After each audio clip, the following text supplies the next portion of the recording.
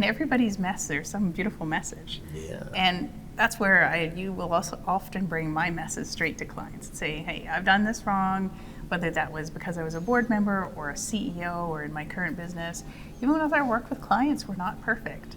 What are some of the things you definitely love about your career? You're so passionate and enthusiastic about it. What are some of those things that you love to maybe share with us?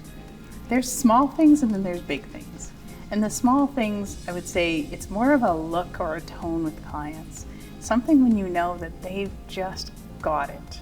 Not the content, but they now see that they're empowered to do it. They can take command, that they can see where they're heading next. And most of that had to do with them, but if I could be the one that helped shine the light on that for them, that's great.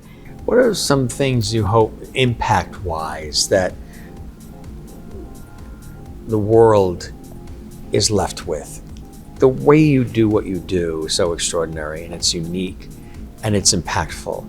So when you look at the world as a whole, what do you hope are some of the marks that are made and the impacts that are made from your work? That's a big question. I would say that when I think back about boards 10 years ago, they didn't talk about environmental social governance. They didn't talk about risk. They didn't talk about social media. So there's big topics today that are common on the board agenda.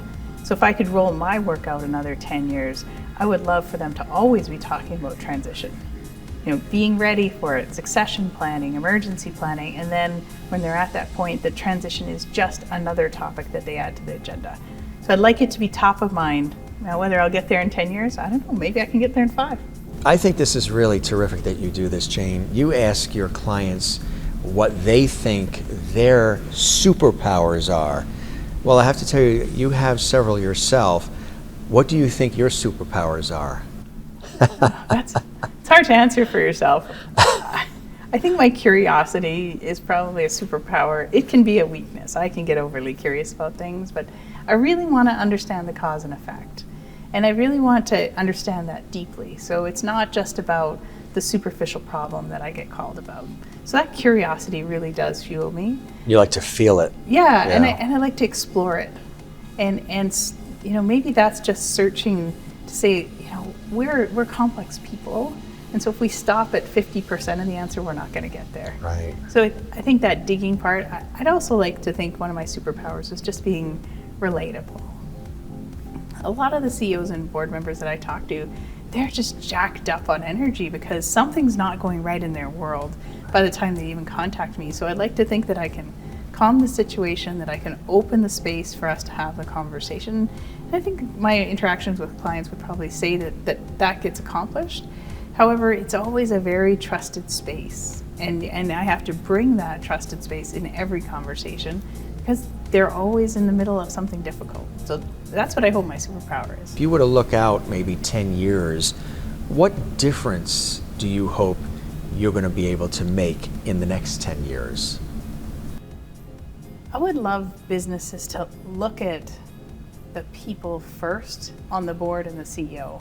I think our organizations are getting better now at looking at culture and mental wellness and things like that, but I don't think in the boardroom we're doing that at all. There's times where I might be teaching board members and I'll ask them, what's your CEO's style? Or dare I say their love language? If we go back to Gary Chapman's book, what is your CEO's love language? Nobody ever thinks about that. I don't think about it. And I'm not saying that we're in love with our CEOs, but they are human. And when I play that scenario for people, what I find is that people will come up and say, I always think about that as with my team members, about how to support them, but I never think of the CEO like that.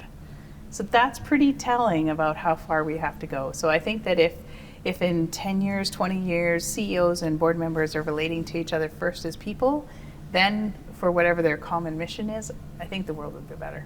I'm such a believer that everybody has gifts to offer the world. And if the viewers could just not be shy about offering those gifts up. And if somebody doesn't receive them or doesn't understand them, go offer them somewhere else.